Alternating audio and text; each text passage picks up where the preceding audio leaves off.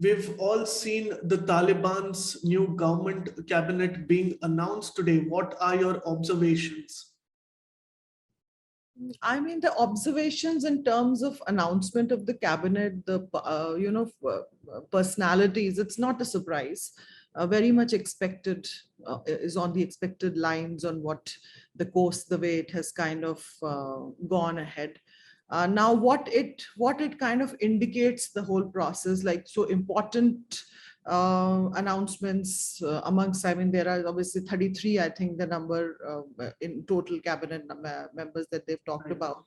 But Hassan Akhundzada has been announced as the acting prime minister. Now he has been been a religious kind of a, his personality has been of a religious teacher. Also, he was in the committee which kind of sanctioned the destruction of the Buddha statues when Taliban was in power in 1996 and 2001. He's held the very important positions of foreign minister, deputy prime minister during that time. And also some of the reports are telling us that, he's kind of arrangement between Baradar and Haqqani, because there was supposedly some kind of tension between these two groups, and he has been appointed who's kind of the middle path. Now, one is obviously how much of a unifying factor he's going to be, that remains to be seen. But secondly, his views, his rigid views, he's a conservative personality, and his views on women's education, banning civic rights, are very well known in the past. So that we will see that connect also, how that reflects into the government, we will see. Then we have Mullah Muhammad Yaqub, who's been announced as the defense minister, who's Mullah Umar's son. That's also not a surprise, because he was appointed as the head of the powerful military commission of the Taliban, and he has been one of the leading personalities in terms of taking over the cities in Afghanistan.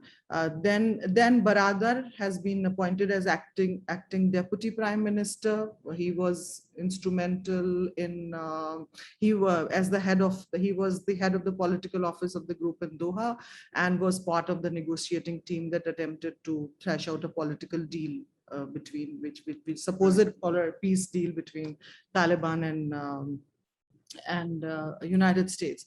Then Sirajuddin Haqqani, acting interior minister. Now, obviously, the Haqqani network has been known for its use of suicide bombers, and also he's a designated global terrorist. Actually, most of the personalities are the US and the UN designated terrorists. But he has been, for us, for India, Haqqani has been very well known for his role in 2008 attack on the Indian embassy.